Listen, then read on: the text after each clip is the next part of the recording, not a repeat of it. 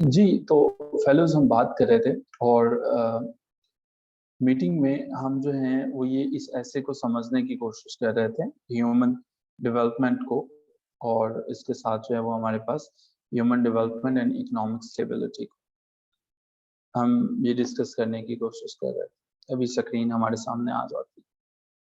अच्छा जी, जब इस पे अब हम बात कर रहे थे और अब ये समझने की कोशिश कर रहे थे। चलिए थोड़ा-सा इस पे मूव ऑन करते हैं।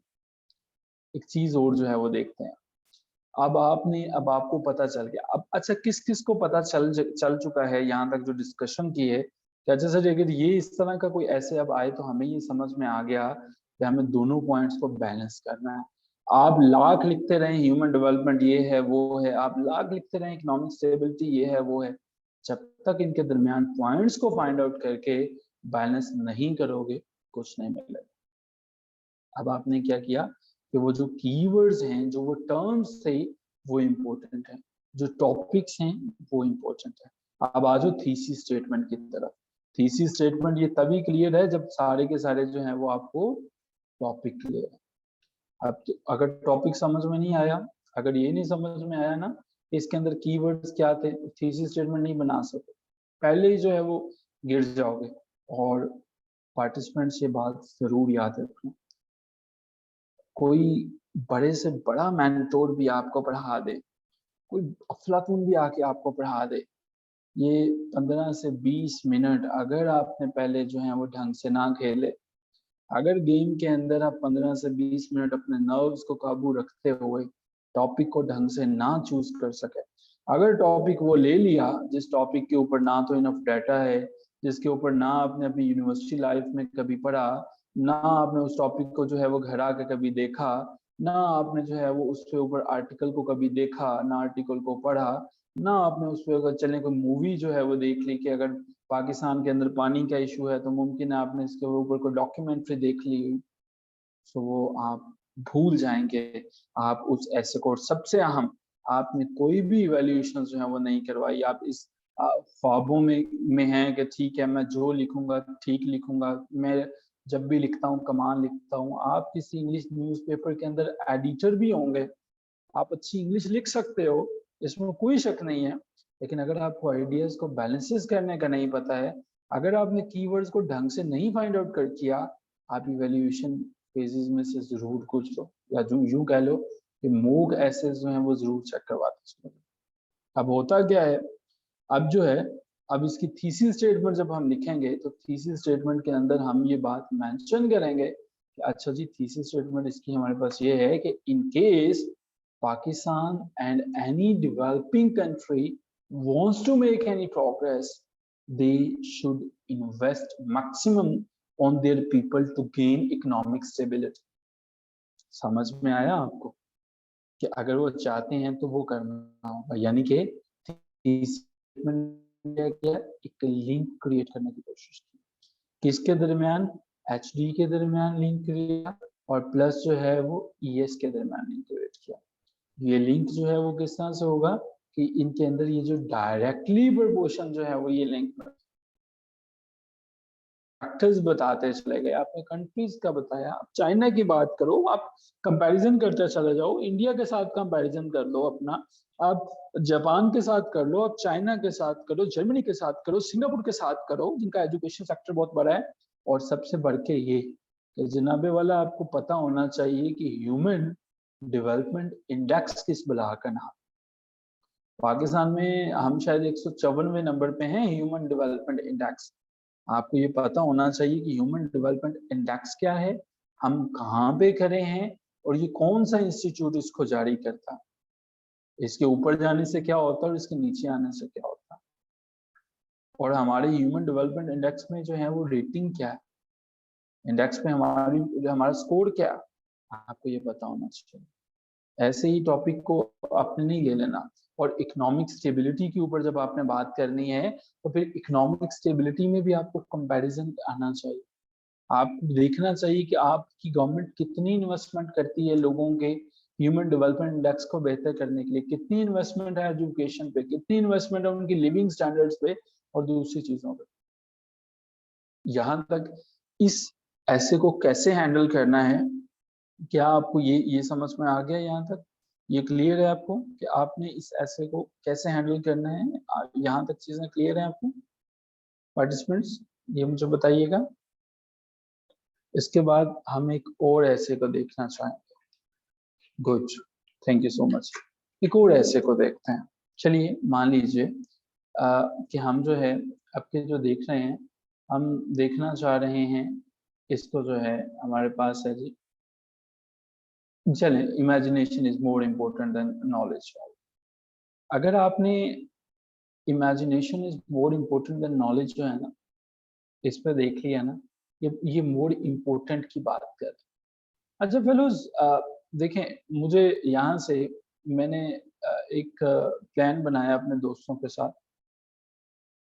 अली सदपाड़ा को जानते हैं आप सब जो हैं? आप लोग जो हैं अली सदपाड़ा को जानते हैं?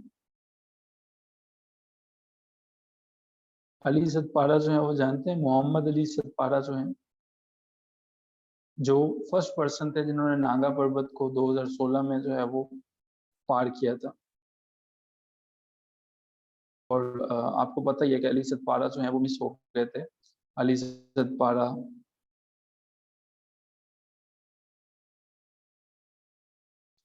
सतपारा ने पहाड़ों के ऊपर चढ़ना है। अब ये टॉपिक समझिएगा, देखिएगा मैं इसको कैसे डाइसेक्ट कर रहा हूँ। ठीक है, ही समिटेड 8 हाईएस्ट पीक्स। अच्छा, ये समझने की कोशिश कीजिएगा। अली ने कैसे जो है सतपारा ने पहाड़ों की चोटियों को सर करना है, ये उसको कौन सी चीज बताएगी? इमेजिनेशन बताएगी या नॉलेज बताएगी?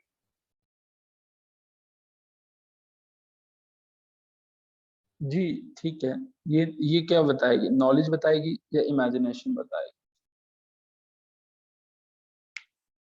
इमेजिनेशन बताएगी या नॉलेज बताएगी? उसने कैसे जो है वो चलना है। चलिए मजीद सादा क्वेश्चन को करते हैं। देखें, नॉलेज आपने यूनिवर्सिटीज में पढ़ा, ये चीज जो है वो उसे नॉलेज बताएगी कि यार आपने चढ़ना कैसे है, इसके ऊपर सर कैसे करना है। लेकिन जो केटू की पहाड़ी को सर करने की हिम्मत है, जो जोश है, जो जज्बा है, जो वो सोच रहा होगा कि अच्छा यार जब मैं केटू के ऊपर चला जाऊंगा, वहां जाके पाकिस्तान का झंडा लहराऊंगा, वो कैसा लगेगा, वो आगे बढ़ने का जो जज्बा है, वो नॉलेज देगा या इमेजिनेशन देगा? वो कौन सी चीज देगी दोनों में से? नॉलेज देगा, इमेजिनेशन देगा? इमेजिनेशन देगा।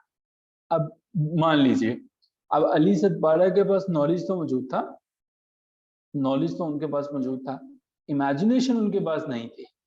तो क्या ये नॉलेज ज्यादा पावरफुल फिर भी है? अब उनको कोई ख्वाहिश बाकी नहीं है, वो इमेजिन नहीं कर पाते हैं कि यार मैं पहाड़ों पे चढ़ूंगा। तो क्या लगता है, इमेजिनेशन ज्यादा इंपॉर्टेंट थी, नॉलेज ज्यादा इंपॉर्टेंट था? हमने बचपन में सुनते थे ना, ख्वाब था इकबाल का और कायद की उमंग, ये सुना होगा आपने सब जो है वो।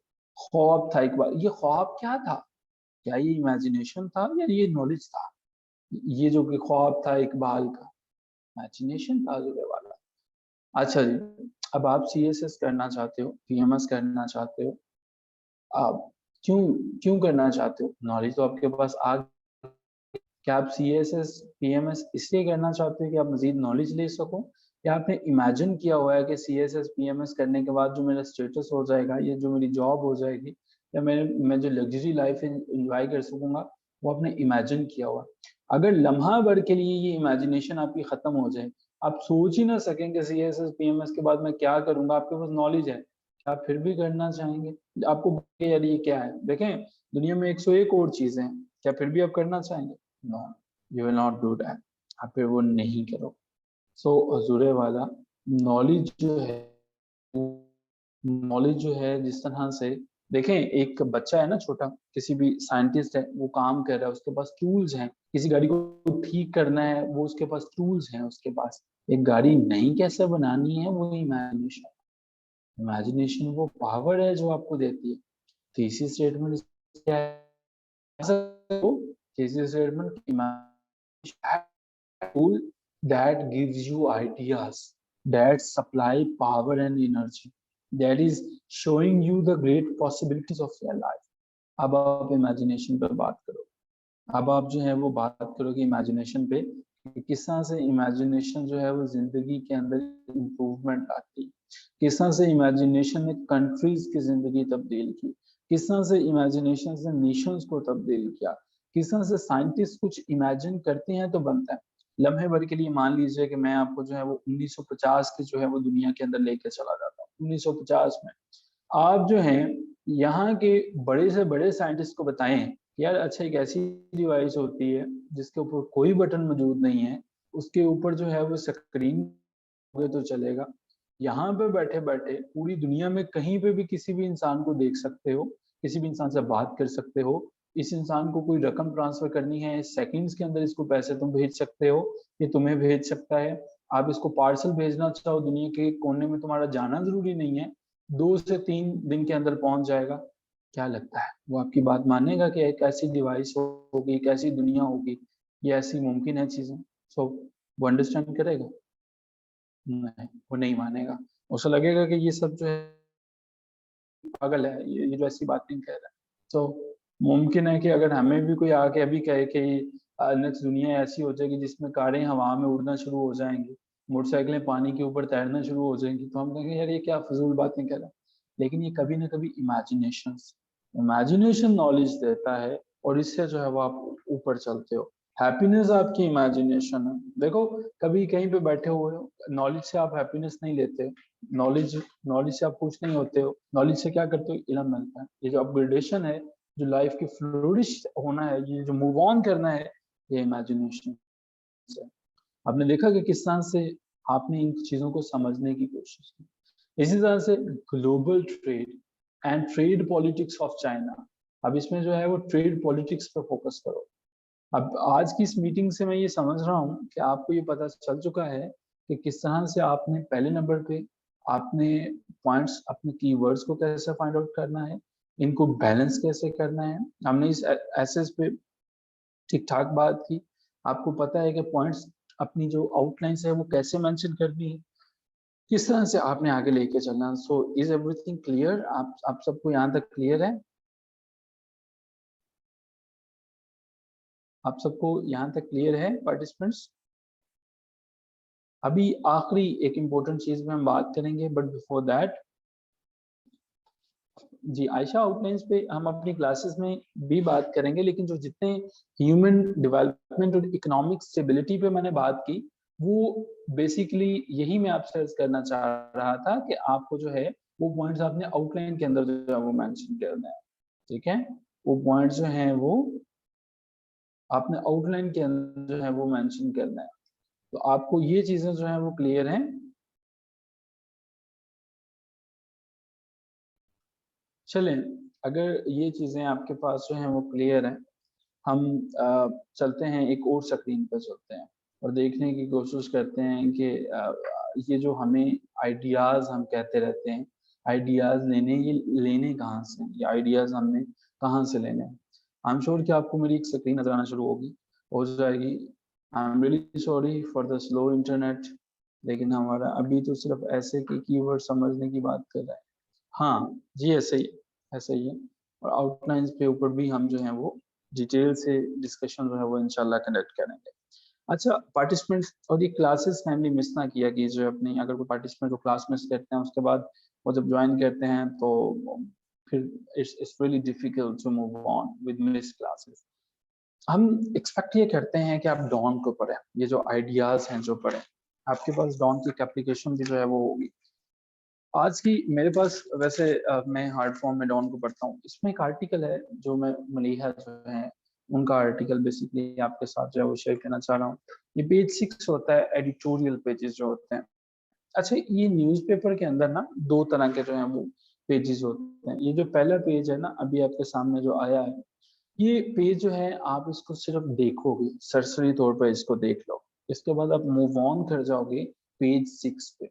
पेज 6 कैसे है, ये टॉप पे अगर आप देखो ना, यहाँ पे जो बिल्कुल टॉप के ऊपर अगर आप गौर करो थोड़ा सा, तो ये आपको ना ये यूआरएल एड्रेस भी समझ में आ जाएगा। ये अरसलान साहब भी आपको समझा देंगे जो आईटी से हैं। अच्छा ये देखो, ये आज की डेट है और ये पेज है। पेज 6 भले आप जो है वो प्रिंट वर्जन ले लें, भले आप दूसरा ले लें, ये आपको जो है वो समझ में आ जाएगा। ये इम्पोर्टेंट चीज़ है। मेरा कंसर्न आज के इस पेपर में मलीहा साहिबा का एक आर्टिकल है, उसको आपके साथ डिस्कस करना कि मुझे जो है कीवर्ड्स को पहचानना है तो मैं कैसे प्रैक्टिस करूँगा, मुझे इंग्लिश लिखनी है तो मैं कैसे लिखूँगा या कैसे लिखूँगी। अच्छा जी, ये जो आपके साथ पूरे के पूरे पेपर में ये जो वाली चीज़ें हैं, ये हैं एडिटोरियल। ये क्या है जी? एडिटोरियल। इसीलिए इन पेजेस को ओपीईडी भी कहते हैं, ओपेड पेजेस भी कहा जाता है, ओपीईडी। ठीक है जी? ये कोई बता सकेगा कि ओपी किसके लिए है और ईडी किसके लिए है? इन्हें ओपेड क्यों कहा जाता है? इन पेजेस को हर न्यूज़पेपर के अंदर ये होते हैं। आप बता सकते हैं कि ये क्या है? ओपी क्या है और ईडी क्या है?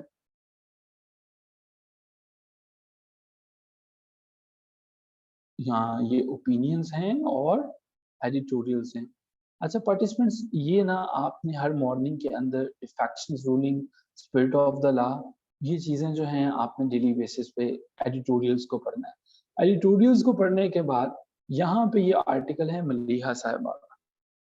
इस आर्टिकल को पढ़ने की कोशिश करते हैं। पढ़ेंगे नहीं मुकम्मल, आप पढ़ेंगे तो खुद से ही मैं आपको जो बताना चाह रहा हूँ वो देखने की कोशिश करते हैं। चलिए ये आर्टिकल हमारे पास जो है वो अभी डाउनलोड हो जाता है। अच्छा ये देखें एक इंटरेस्टिंग फैक्टर जो है वो यहाँ पे अब जो है वो 004 आ गया है। वो पता है क्यों आया है? यहाँ पे 004 इसलिए आया है कि अब जो है वो ये 4th नंबर पे, यहाँ पे 3 आपके पास जो है वो एडिटोरियल्स हैं, 4th नंबर पे मलीहा साहिबा का ओपिनियन है, 5th नंबर पे एक और ओपिनियन है, यहाँ पे एक कार्टून है और इसके बाद जो है वो 2 डॉन के ओपिनियन जो है वो एक यहाँ पे होता है और एक जो है वो यहाँ पे होता है और यहाँ पे लेटर टू एडिटर्स होता है। ये चीज़ें बड़ी इंपॉर्टेंट हैं, जब आप इसको पढ़ रहे हो ना तो आपको ये समझ में आना चाहिए, इनको समझ लीजिएगा ढंग से। अच्छा मलीहा ने जो आर्टिकल लिखा इसमें अच्छा ये ज़ूम आउट नहीं कर रहा है? अच्छा कर रहा है, कर रहा है, कर रहा है, थोड़ा-सा शायद सुस्त कर रहा है। अच्छा जी। अच्छा देखिए द अर्जेंट एंड इम्पोर्टेंट, अब इसके अंदर क्या हुआ, अच्छा यकदम इसने तो बहुत ज़्यादा कम कर दिया। हमें इतना चाहिए होगा, इतना काफ़ी है हमारे लिए, ठीक है। अच्छा देखें पार्टिसिपेंट्स यहाँ पे जो है ना, political courage and policy actions are needed to avoid an economic crisis. आप मुझे बता सकते हैं ये लाइन जो है वो ये क्या है? अच्छा जी, बहुत ज़बरदस्त एप्रिसिएशन उन लोगों के लिए होगी जो करेक्टली ये बता सकेंगे। अच्छा सर ये जो है वो ये लाइन ये है। ये उन्होंने ऊपर टाइटल लिखा, फिर लिखा political courage and policy actions are needed to avoid an economic crisis. ये आप बता सकते हैं ये लाइन क्या है? ये लाइन क्या है? वेरी गुड अरसलान साहब, अरसलान साहब सबसे पहले बताया ये है थीसिस स्टेटमेंट और ये मलीहा के आर्टिकल में ही सिर्फ आपको मिलेगी ये थीसिस स्टेटमेंट जो है वो, बाकी नहीं लिखते। मलीहा एम्बेसडर रही है पाकिस्तान की, ये ब्यूरोक्रेट हैं, बहुत सीनियर ब्यूरोक्रेट हैं और इनमें आपको ये पता चलेगा ये उन्होंने ये सारे के सारे ऐसे में ये सारे के सारे आर्टिकल में बात करेंगे पॉलिटिकल कर्ज की, पॉलिसी एक्शंस की और किस तरह से उन्हें अवॉइड करना है, needed to avoid an economic crisis, economic crisis के लिए। अब आप जब अपने एसेस को लिखोगे ना, अगर कुछ चीजें आप इन एसेस में से डायरेक्टली भी पिक कर सकते हो, कोई पैसेज आप कहाँ से भी ले सकते हो, अवर्टिंग ए फाइनेंशियल क्राइसिस,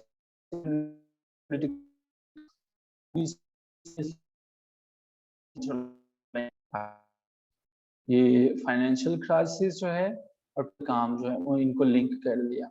अब ये है कल कि आपने इसको पढ़ा, बल्कि के आर्टिकल्स को आपने प्रिंट निकाल के या इनका जो अखबार का जो वर्जन है वो अपने पास महफूज रखा हो। जब भी कभी आपको ऐसे आता है, इकोनॉमिक क्राइसिस के ऊपर आता है, पॉलिटिकल जो है वो इश्यूज के ऊपर आते हैं, तो आप इसमें से डाटा जो है वो डायरेक्टली पुट कर सकते हो और इसी आर्टिकल के एंड के ऊपर जो है वो आपको शायद कहीं यहाँ पे इनके सॉल्यूशन मिल जाते हैं। ठीक है, देखें एंड पे इन्होंने क्या है, ये एक एक्सीलेंट पीस ऑफ ऐसे है। If and when the essay deal is done the government will have to take economic steps. ये क्या है आपके ख्याल में, ये पैसेज में कंक्लूजन है या उससे पहले ये सजेशंस हैं? Will have to take economic steps it has promised, ensure compliance and also manage the political fallout. ये क्या है यहाँ पे? So ये सारे के सारे जो हैं वो यहाँ पे हमारे पास पहले जो है यहाँ सजेशंस और फिर जो है वो conclusion. So I am sure कि आज के इस डिस्कशन से आपको CSS 2022 के 2 पेपर्स का भी पता चल सका, आपने कैसे करना है, डाटा का भी पता चल सका, आपने जो है वो डाटा किन-किन सोर्सेज से लेना है, और तीसरे नंबर पे आपको ये भी पता चल सका आपने कितना टाइम जो है वो स्पेंड करना है, कैसे कीवर्ड्स को फाइंड आउट करना है और कैसे मूव ऑन करना है। अगर यहाँ तक आपको कोई क्वेश्चन है तो आप अपना क्वेश्चन पूछ सकते हैं।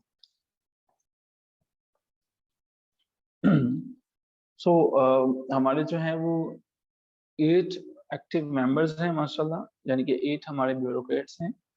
So how to write this articles reference?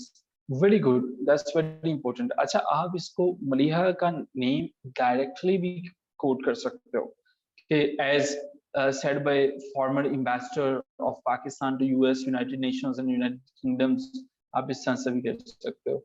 इसमें वैसे जैसे आप रिसर्च पेपर्स लिखते हुए कोट करते हो वैसे लिखने की जरूरत नहीं है, ठीक है।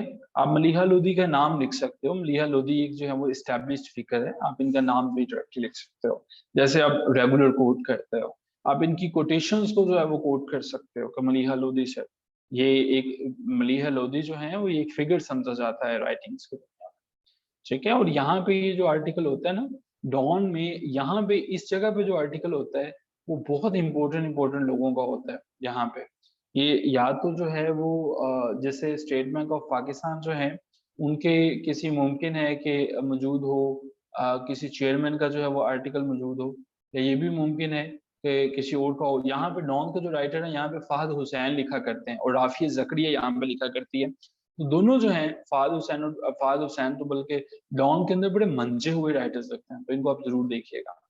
सो जी participants enough for the day. I am sure कि आपको बहुत सी नई चीजें समझ में आई होंगी, और इस उम्मीद के साथ कि सुबह इंशाल्लाह हम ग्रामर की क्लासेस को ज्वाइन करेंगे, देखेंगे और नई चीजों को समझेंगे। Till then take care of yourself and have a good night. मेहनत कीजिए और and remember one thing, do not when you are tired, only stop when you are done. मंजिल पर पहुंचकर जो है अपना मूव ऑन करना है। हाँ जी, टास्क जो है दैट्स वेरी गुड। टास्क मुझे जो है वो याद आ गया, आपने सारी के सारी जो एसेज हैं आपके सामने 2022 के एसेज जो हैं वो इसका स्क्रीनशॉट ले लीजिएगा। आपने क्या करना है, इनमें से मुझे बताना है, ये टाइटल लिखेंगे और इनके जो नीचे लिखेंगे कि कीवर्ड्स इनमें से कौन कौन से हैं, ताकि आपको पहचानने में आसानी हो जाए। ये जो आपके पास एक और ऐसे है 2018 के जो ऐसे हैं, आप इनके कीवर्ड्स जो है वो फाइंड आउट करेंगे कि इनके अंदर जो है वो कीवर्ड्स क्या हैं, ठीक है। इसका स्क्रीनशॉट ले लीजिए और ये काइंडली ग्रुप में भी शेयर कर दीजिएगा नेम्स ऑफ एक्टिविटी। 2018 का पेपर था, वो 2020 का पेपर था और ये 2000 का पेपर है, ठीक है। ये 3 पेपर 2020, 2018, 2022 और 2000 CSS का, ये 4 पेपर्स हैं। इन चारों के एसेस को लिखेंगे, तो इनकी आउटलाइंस भी लिख दीजिएगा। अदरवाइज फिलहाल जो है वो सिर्फ आपके लिए ये है कि इन तमाम 12 एसेज ये हैं और जितने भी उधर हैं तकरीबन 10-10 एसेज वो हैं, इनमें सिर्फ आपने ये बताना है कि इसमें से कीवर्ड्स ये वाले हैं और आप इसको आइडेंटिफाई कर सकते हैं, ठीक है जी। ओके जी पार्टिसिपेंट, आई एम श्योर कि आपको चीजें समझ में आ गई। So take care of yourself, खुदा हाफिज।